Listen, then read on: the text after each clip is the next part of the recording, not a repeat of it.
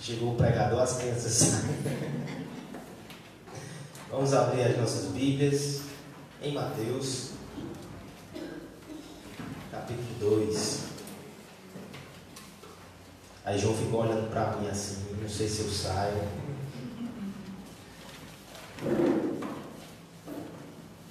Olha tão bom ali da dia, né? Mateus, capítulo 2. Nós leremos nessa noite do verso 1 até o verso 12.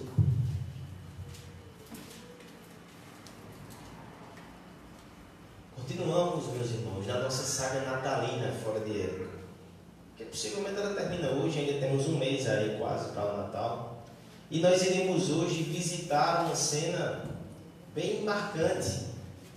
Aquela que muitas vezes nós vemos nos presépios de Natal, com os reis magos, se é que são reis, se é que foram na manjedoura. Veremos que nem tudo assim está tão claro nessa passagem. Mas veremos acima de tudo algo ainda mais chocante sobre esta cena. Ela não é tão melosa assim quanto muitas vezes nós pensamos. Ela trata de coisas duras, porque ela fala sobre verdade, a hora da verdade diante do Senhor Jesus Cristo. Mateus capítulo 2, a partir do verso 1, a palavra de Deus, ela diz o seguinte para nós: Tendo Jesus nascido em Belém da Judéia, em dias do rei Herodes, eis que vieram os magos do Oriente a Jerusalém, e perguntavam: Onde está o recém-nascido rei dos judeus? Porque vimos a sua estrela no Oriente, e viemos para adorá-lo. Tendo ouvido isso, alarmou-se o rei Herodes, e com ele toda a Jerusalém. Então, convocando todos os principais sacerdotes e os escribas do povo, indagava deles onde o Cristo deveria nascer. Em Belém da Judéia, responderam eles, porque assim está escrito por intermédio do profeta: E tu, Belém, terra de Judá, não és de modo algum a menor entre as principais de Judá, porque de ti sairá o guia que há de apacentar o meu povo Israel. Com isto, Herodes, tendo chamado secretamente os magos, inquiriu deles com precisão quanto ao tempo em que a estrela apareceu. E enviando-os a Belém, disse-lhes: Ide, informai-vos cuidadosamente a respeito do menino, e quando tiverdes encontrado, avisai-me, para eu também ir adorá-lo. Depois de ouvirem o rei, partiram.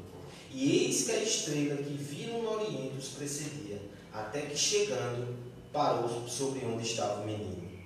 E vendo eles a estrela, alegraram-se com grande e intenso júbilo. Entrando na casa, viram o menino com Maria, sua mãe. Prostrando-se, o adoraram, e abriram seus tesouros e entregaram-lhe suas ofertas: ouro, incenso e mirra. Sendo por divina advertência prevenidos em sonho, para não voltarem à presença do rei Herodes, regressaram por outro caminho à sua terra. Vamos orar, meus irmãos, pedindo graça ao Senhor para entender a sua palavra e a sua vontade. Pai amado, nós te louvamos e te agradecemos por tudo que nós presenciamos e vivenciamos na adoração até aqui, Senhor. Como é bom ouvir a tua palavra, como é bom orar a ti, Senhor, e cantar louvores ao teu nome, como é bom ofertar na tua casa também, Senhor. Mas nós temos um apreço por esse momento em que o Senhor nos permite sentar aos teus pés e ouvir a tua voz, Pai. Te pedimos que mesmo diante de uma passagem que de certa forma todos conhecem, possamos de fato enxergar glória, verdade, que possamos enxergar aqui sobre Cristo, o seu Evangelho e como ele preenche os nossos corações, Pai. Nos ajuda a entender essa passagem para a nossa edificação e para a tua glória, em nome de Jesus. Amém. Por quanto tempo é possível abafar a verdade? Conseguiremos sufocá-la por quantos instantes? Até quando será possível calar, reprimir ou distorcer a voz da verdade? Será que há um tempo, um lugar e um momento onde essa verdade represada no coração é inevitavelmente revelada diante de todos? Seriam todas as nossas máscaras perecíveis? Esse é o tipo de reflexão que deve causar pavor no coração dos hipócritas. E longe de dizer que você é um desses, de forma alguma eu quero ofender ninguém, mas eu preciso também pedir que você se inclua nessa reflexão. Será que somos totalmente honestos e sinceros em todos os nossos relacionamentos? Será que somos completamente transparentes ou cada um de nós, em alguma medida, ainda represa um pouco da verdade e tenta calá-la ou abafá-la sem sucesso? E o pior, meus irmãos, é que às vezes nós podemos estar agindo assim de forma inconsciente ou pelo menos distraída, sendo até hipócrita sem perceber. Um psiquiatra canadense disse certa vez que você só consegue descobrir no que de fato acredita, ao invés daquilo que você pensa que acredita, quando você observa as suas ações. Você simplesmente não sabe no que de fato acredita antes disso. Você é complexo demais para entender a si mesmo. É na nossa vida prática, nas nossas ações irrefletidas, que muitas vezes mostramos no que de fato cremos, não necessariamente naquilo que professamos. Pois bem, que reflexão natalina. Mas diante do bebê Jesus Cristo, nós precisamos nos perguntar isso. Será que o nosso relacionamento com Ele, será que a nossa espiritualidade e a nossa religião é totalmente franca, honesta e aberta?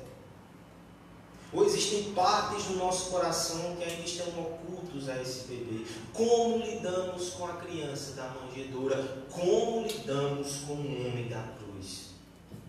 O mundo está cheio de hipocrisia religiosa, de moralismo farisaico, de sentimentalismo piegas, raso, superficial, de devoção aparente, de falsa piedade. Mas o Senhor, Ele requer amor sincero, verdadeira adoração. É isso que Ele busca. Nessa noite o Senhor Jesus Cristo está aqui. E Ele não é somente aquele que sonda, que prescruta mente e coração. Ele é também aquele diante do qual todas as máscaras caem. A verdade vem à tona. O hipócrita é denunciado e o sincero é confirmado. Diante do Senhor Jesus Cristo, eis a hora da verdade. Nosso irmão Mateus, ele está lidando com questões difíceis aqui no início do seu Evangelho. Tente pensar como a sua missão é árdua. E ele, inclusive, precisa desmascarar muita hipocrisia para anunciar o Evangelho. O Senhor o chamou e o separou para essa missão de pregar para os judeus. Mas veja como essa tarefa é árdua. Ele vai dizer para os judeus que Jesus Cristo é o Salvador prometido e talvez aqueles homens levantem uma objeção sincera. Como eu vou crer nisso? Se os meus compatriotas, se os líderes da nação, se os grandes mestres simplesmente o rejeitaram. Por que eu vou crer em você e vou rejeitar todos estes? Mateus começa o seu evangelho então traçando uma genealogia para dar credibilidade à sua pregação. Nós vimos isso aqui, as credenciais do rei verdadeiro. Depois ele descreve de forma breve, mas também legal, jurídica e sobrenatural o nascimento desse Cristo. Nós vimos isso aqui há 15 dias atrás. E agora, com uma inversão fabulosa, ele vai mostrar que, na verdade, a rejeição ou qualquer outro tipo de resposta negativa que damos ao Senhor Jesus diz muito mais respeito a nós do que a Ele. Não é Ele que está sobre análise e julgamento. São os homens, mulheres, que se colocam diante dele. Diante de Jesus Cristo. Eis a hora da verdade. Como responderemos? Como as pessoas respondem? À luz desse texto, nós veremos pelo menos 3 respostas nessa noite. A primeira resposta, do verso 1 até o verso 3, é a mera proximidade, que na verdade revela indiferença. Dos versos 4 até o verso 8, nós veremos também a segunda resposta, que é a falsa simpatia, que na verdade revela o seu ódio velado. E por fim, dos versos 9 ao 12, nós veremos a fé verdadeira, que é revelada em adoração. Essa noite, meus irmãos, nós abordaremos esse texto sobre a seguinte ótica: a hora da verdade, as respostas à presença reveladora de Jesus Cristo. A primeira resposta está no verso 1 ao 3. Eu gostaria de pedir à igreja que lesse a uma só voz esse texto. Tendo Jesus nascido em Belém da Judéia, em dias do rei Herodes, eis que vieram os magos do Oriente a Jerusalém e perguntavam: onde está o recém-nascido rei dos judeus? Porque vimos a sua estrela no Oriente e viemos para adorá-lo. Tendo ouvido isto, amou-se o rei Herodes e com ele toda Jerusalém. Mera proximidade superficial. Esse talvez seja uma grande marca da nossa geração. Em tempos de rede social, amizades digitais, parece que é uma tendência em parecer que estamos próximos, mas na verdade é uma superficialidade e até uma indiferença no meio disso tudo. Críticos têm se levantado para denunciar esse tipo de liquidez nos relacionamentos. Imagine então como isso pode ser prejudicial do ponto de vista espiritual. Nós temos aqui nesse texto homens que estavam extremamente perto do evento mais importante da história. O verso 1 ele já começa assim, rapidamente mencionando isso. Tendo Jesus nascido em Belém da Judéia, já aconteceu. Aquilo que foi prometido por séculos, o anseio de pessoas, de famílias, aconteceu. Jesus nasceu. Como estão as pessoas que estão próximas disso? Essa primeira cena ela se passa na capital de Jerusalém. E o texto vai dizer que ele nasceu em Belém. É próximo.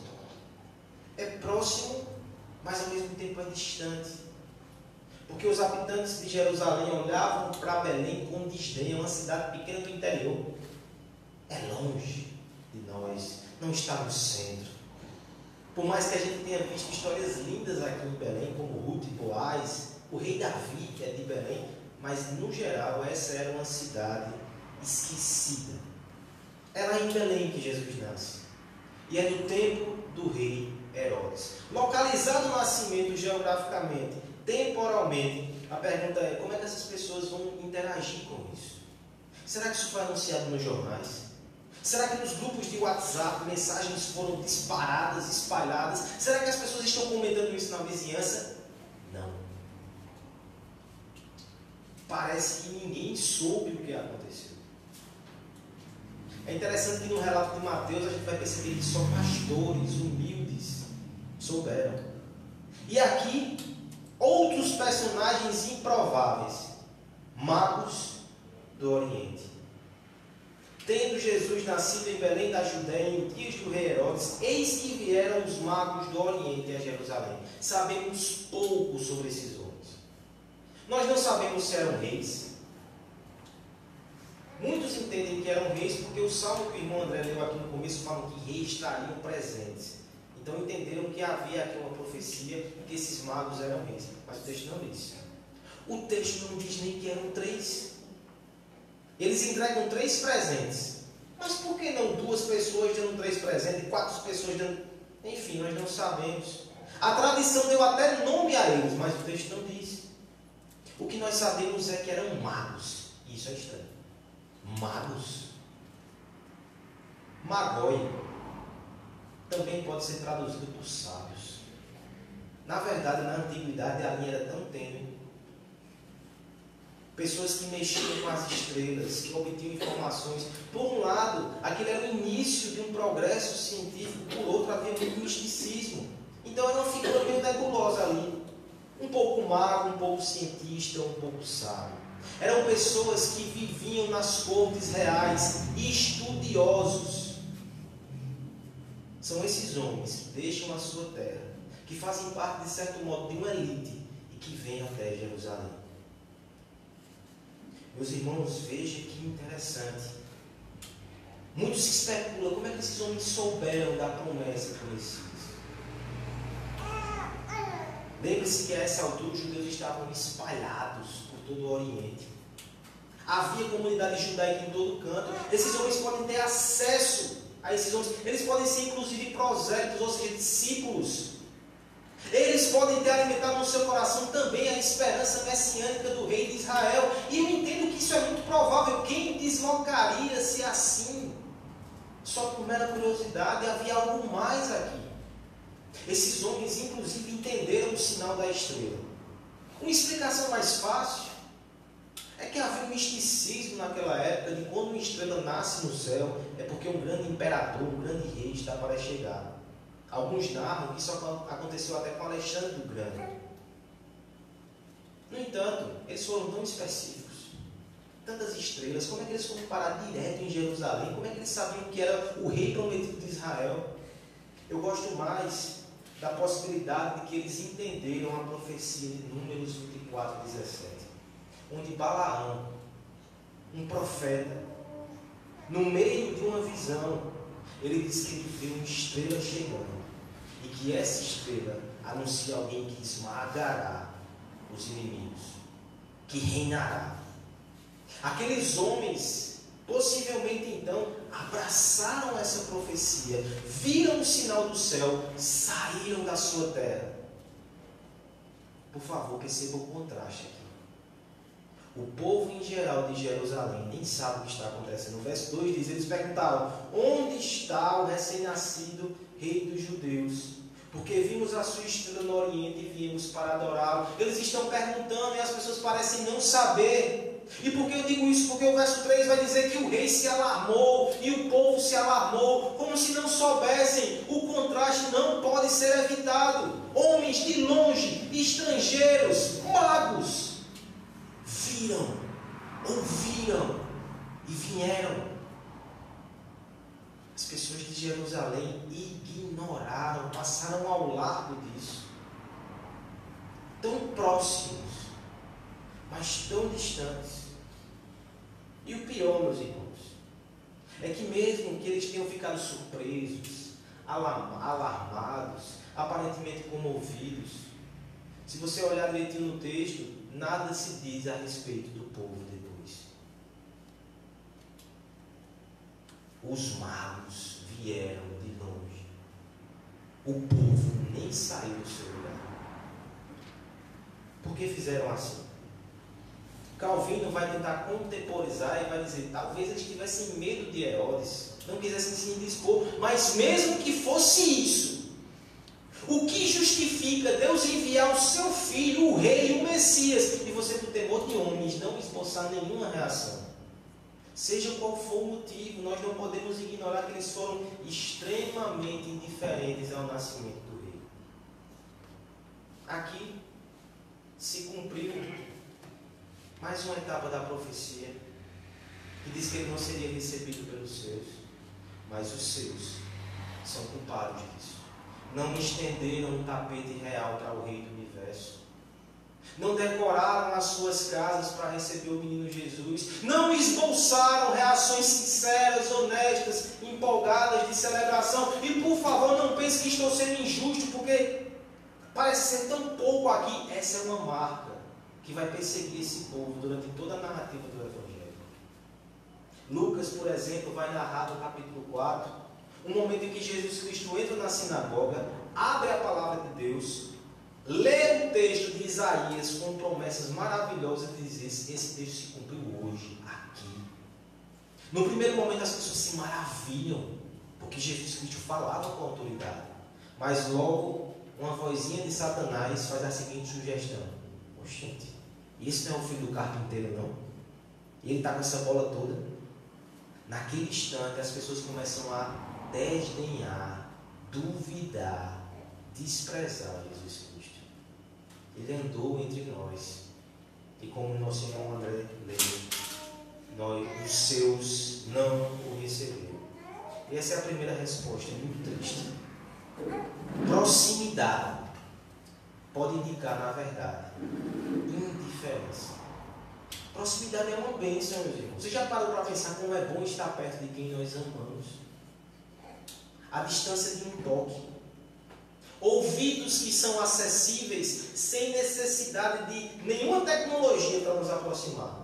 O calor envolvente que nos enlaça, que nos convida ao abraço sincero. A proximidade de quem amamos é uma das maiores dádivas que podemos receber da mão do Criador. No entanto, o pecado até isso corrompe.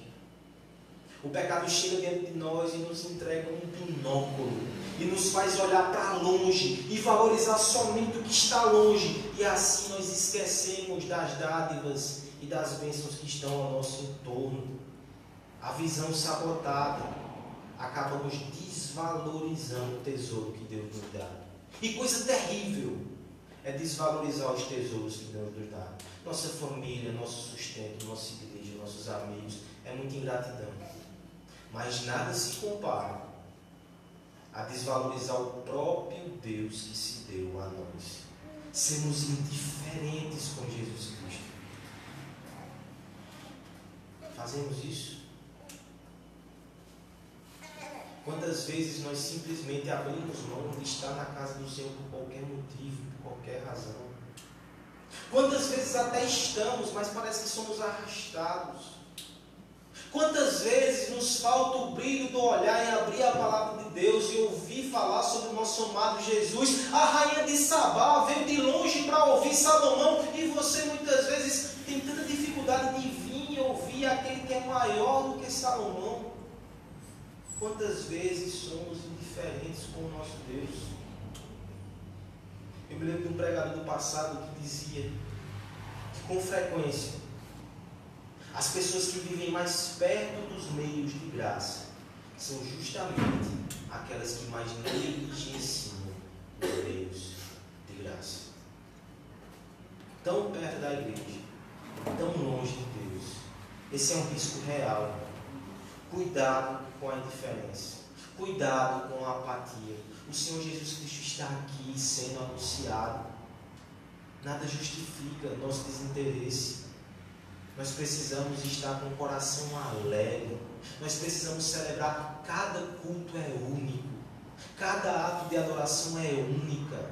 Você nunca vai sair daqui do mesmo jeito se o seu coração estiver aberto e concentrado em conhecer mais do Senhor Jesus Cristo.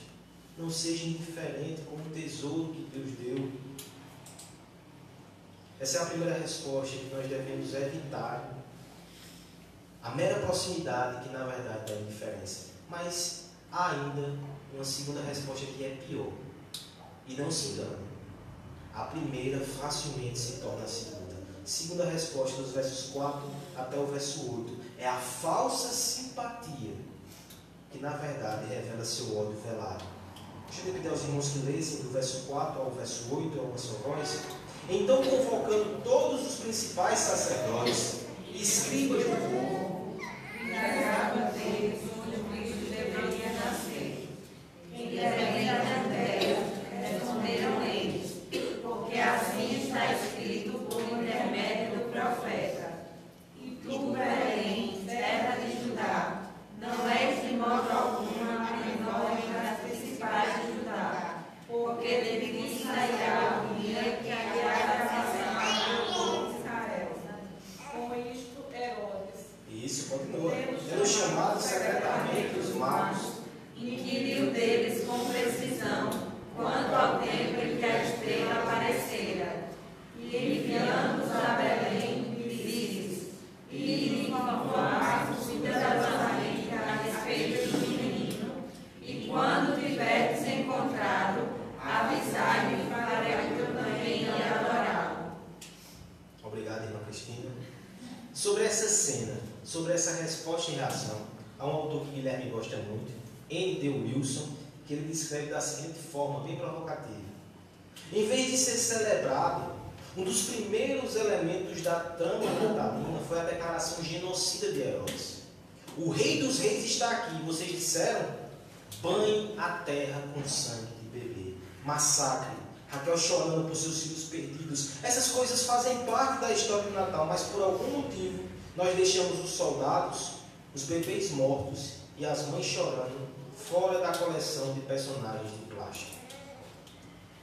Eu acabei me adiantando, porque isso nem aconteceu ainda. Spoiler. Mas, meus irmãos, o Natal não é só essa magia e essa aura. Porque quando Cristo está entre nós, Ele acaba também revelando ódio da parte das pessoas que não o aceitam. Veja esse homem chamado Herodes. Este é um dos homens que tem uma fama terrível. Por um lado, ele é chamado de Herodes o Grande, porque tem grandes feitos políticos. Por outro, houve alguém na sua época que disse: é melhor ser um porco do que ser um filho de Herodes. Ele matou 2 dos seus filhos.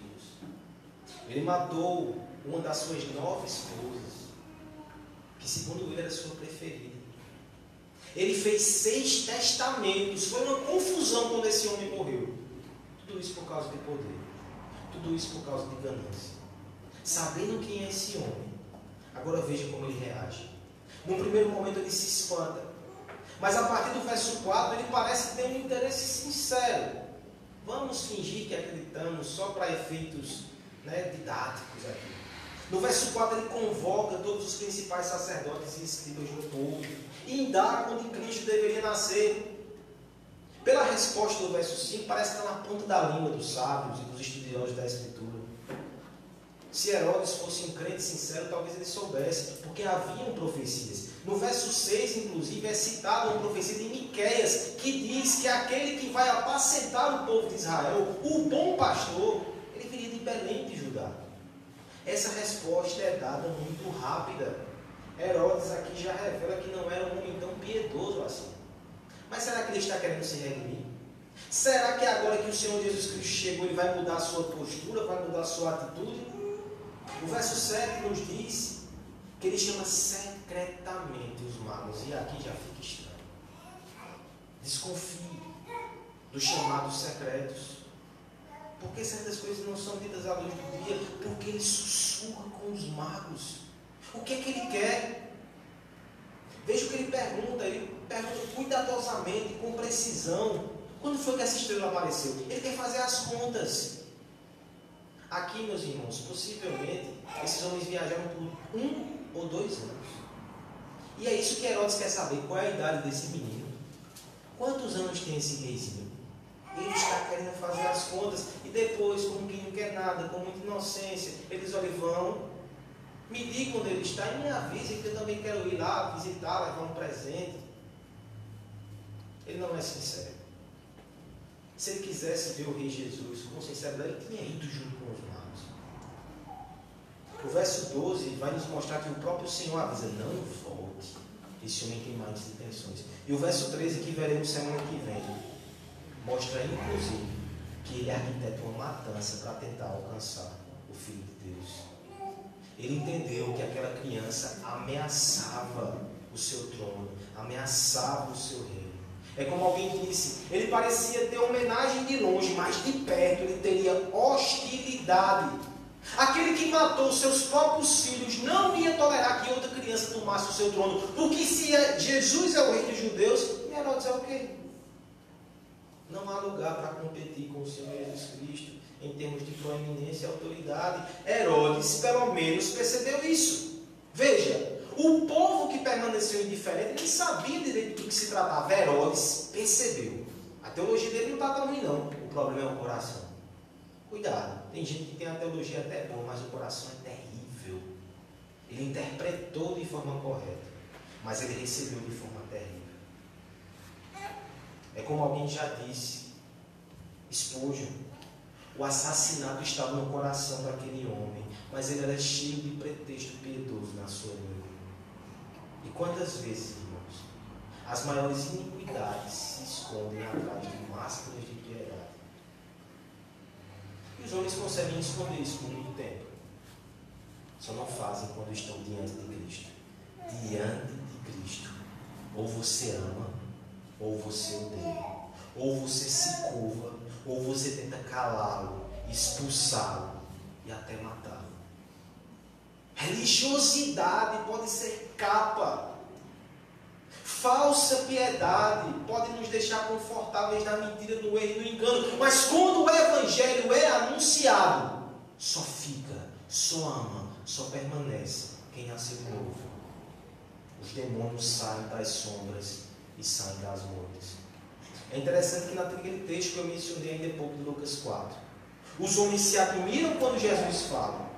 Depois, os homens se tornam indiferentes quando lembram que ele é o filho do carpinteiro, mas o final do texto é terrível. Eles se juntam para tentar matar Jesus Cristo, empurrando ele para o desfiladeiro. Cuidado, que a indiferença pode virar ódio quando Jesus Cristo chega mais perto. Você já ouviu falar no Caim das Américas? Esse é um título histórico bem conhecido que foi dado a um homem chamado Villegagnon. Este homem, ele chegou aqui no Brasil em 1557. Um francês, lá na França, ele chegou no Rio de Janeiro. Ele convenceu o rei a enviar uma embarcação e a visitar essa terra que pertencia a Portugal, mas Portugal não tomava conta de direito, e eles poderiam explorar as potencialidades com a invasão francesa. E para isso, esse homem ele usou um artifício. Ele queria qualificar a sua tropa. Então ele escreveu uma carta para o reformador João Calvino, pedindo a alguns protestantes para que ajudassem com a cultura aqui que ele desejava implantar. João Calvino enviou 2 pastores e mais 14 servos de Deus. Homens simples, mas que eram devotos ao Senhor Jesus Cristo. Esses homens chegaram aqui, desembarcaram no dia 10 de março de 1557 e realizaram o primeiro culto protestante, ainda no Brasil colônia. E ali, meus irmãos, houve inclusive ceia. Villegagnon tomou a ceia. Mas não demorou muito para que essa situação revelasse a verdade. Um ano depois, aproximadamente, em 9 de fevereiro de 1558, ele martirizou 2 desses homens. Os pastores foram expulsos. Os homens foram presos. Porque aquele homem logo abandonou sua falsa profissão de fé e revelou somente interesses políticos e econômicos naquela parceria. Este homem perseguiu os cristãos, os crentes, porque disseram que eles estavam pregando uma falsa fé, eles estavam anunciando o Evangelho. Aquele homem prendeu pessoas por causa da sua fé. Acabou que nessa situação tão terrível, eles presos tiveram que confessar a sua ofensa devido à confissão da Guanabara. Homens simples, os pastores já tinham sido expulsos, viraram à noite com uma Bíblia na mão e tiveram que escrever no que criam e fizeram uma confissão de fé linda, maravilhosa, que você pode acessar no Google ainda hoje. Mas por causa disso foram enforcados 2 deles. Por isso que ele é chamado Caim da América. Parecia simpatia, mas era falsa simpatia. Era interesse político, econômico, sólido. Quando chegou mais perto de Jesus, quando Jesus foi anunciado, o Caim tirou a sua máscara. É bem propício pensar nisso nos dias de hoje. Porque, de certo modo, existe uma ala da igreja que já percebeu que a esquerda mente quando finge ter proximidade com os cristãos. Eles querem cristãos que ficam ali dentro da jaulinha, dentro das suas convicções. Mas o que a igreja não percebeu também é que não necessariamente governos mais conservadores são cristãos. Eles podem até caminhar juntos em alguns momentos por conveniência. Mas quando o Evangelho começa a ser anunciado e quando Cristo é proclamado como Rei, logo nós perceberemos que os homens que não têm a Deus no coração, que não nasceram de novo, eles não suportam o Evangelho. A igreja precisa acordar para isso. E não que por causa disso nós nos isolaremos, mas nós precisamos entender que todos os homens que não nasceram de novo são inimigos de Deus e precisam do Evangelho. Qualquer um que dá uma migalha à igreja, que faz um aceno à igreja, parece que a gente pensa que ele é crente. Sem nascer de novo, o homem é inimigo de Deus e cedo ou tarde a máscara cai. Isso diz respeito a qualquer um, político, parentes, amigos próximos. Não existe simpatizante do Evangelho. Deus salva inimigos. Deus converte pessoas que o odiaram um dia, mas só quando eles são desmascarados. Nós precisamos deixar claro essas divisas. E se você é um desses, que no fundo tem ódio ainda no coração contra o Senhor Jesus, eu peço que você se desmascare e se renda hoje.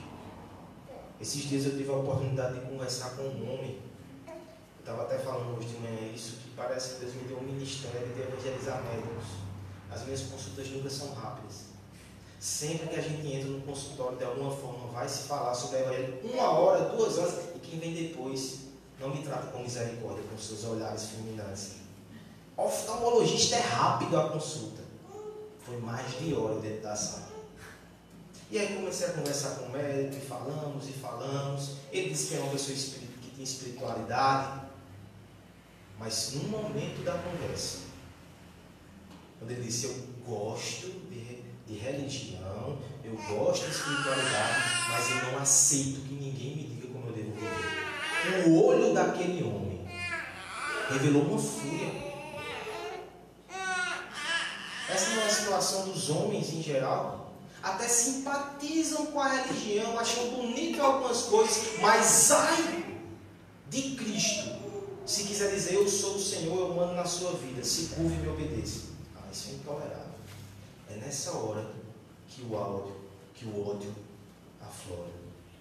Mas a boa nova é que mesmo que você o odeie, ele salva pecadores e ele ama pecadores na cruz. Tire a máscara, se ajoelhe diante de Cristo. Ele ainda está aceitando pessoas no seu reino.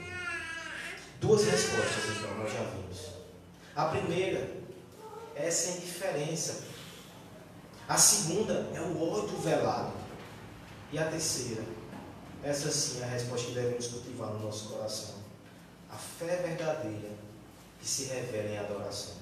Versos 9 a 12, peço que a igreja leia mais uma vez, a uma só voz. Depois de ouvirem o rei, partiram. E eles que até chegando parou sobre o estado menino. E vendo eles a estrela, alegraram-se com grande e intenso júbilo.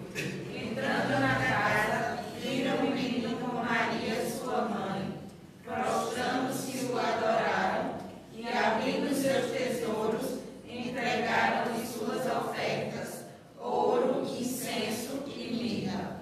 Sendo por divina advertência prevenidos em sonho, para não voltarem à presença de Herodes, regressaram por outro caminho à sua terra. A resposta adequada ao nosso Senhor Jesus não é indiferença, não é ódio, é a fé que se revela em adoração. Mas, por favor, não diminua o significado de adoração, como se fosse somente cantar uma canção. Isso até hipócritas fazem. Isso até talvez Herodes fizesse. O exemplo de adoração no texto é um pouco mais profundo. Custa algo. Se revela em entrega, em doação. Isso é verdadeira adoração. Veja como ela aparece no texto. Os magos voltam a cena no verso 9. Depois de ouvirem o rei, partiram. E aqui entra mais uma vez um personagem interessante. E eis que a estrela os guiou. Que fantástico. Aqueles homens viram uma estrela lá no Oriente e foram. Quais garantias eles tinham? E se aquilo fosse um evento puramente natural? Eles chegaram em Jerusalém, as pessoas nem sabiam o que estava acontecendo, estavam totalmente diferentes. Eles possivelmente viajaram de 1 ano a 2, sol escaldante, os perigos do deserto. Quando chega indiferença, é maravilhoso então que a estrela aparece novamente e os guia. É Deus confirmando. Deus estava com eles. Deus não os ignorou.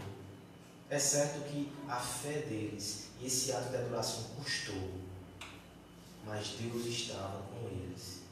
E perceba que isso é suficiente. Que definição tão tocante de adoração. Adoração ao Senhor não são palavras vazias.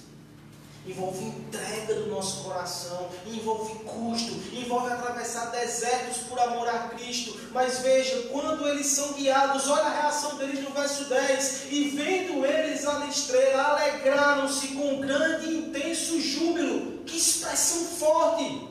Eles estão totalmente alegres, ainda não chegaram lá, ainda não tiveram um descanso, ainda não viram um menino, ainda não se prostraram diante do rei. Eles ainda estão caminhando, mas eles percebem que Deus está com ele.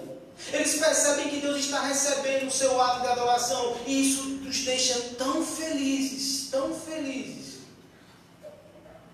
Meus irmãos, que adoração linda, que fé que se revela em adoração. Pessoas que se entregam sem reservas, e somente diante da certeza que Deus está do lado delas, ainda que não dê tudo o que elas querem ainda, elas já têm uma felicidade gigante, intensa. Mas veja, os atos de adoração ainda vão ficar mais explícitos. Eles entram na casa, veja, casa, não é manjedoura. Jesus não passou 2 anos na manjedoura, também não exageramos, o presente está errado. Eles entram na casa, viram o menino com Maria, sua mãe. Mais uma quebra de expectativa, porque chegam lá, é um menino normal, é um menino simples, é um menino pobre, é uma casa humilde. O que é que eles fazem? Eles se prostram e adoram. Literalmente, isso é adoração. Adoração não é música somente. Adoração é quando você se prostra e você rende homenagens a quem é maior do que você. No hebraico, inclusive, uma das palavras usadas para adoração é tão forte que significa você encostar o rosto no chão. Você coloca a sua cara no pó e diz: eu não sou nada, e Ele é tudo. Diante de uma criança, homens barbados, sábios, talvez reis, se curvam. Uma casa simples, uma família pobre, e eles se curvam. Isso é adoração. Agora eles tinham tesouros. Olha que lindo, irmãos. Adoração é quando a gente entrega os nossos tesouros a Deus.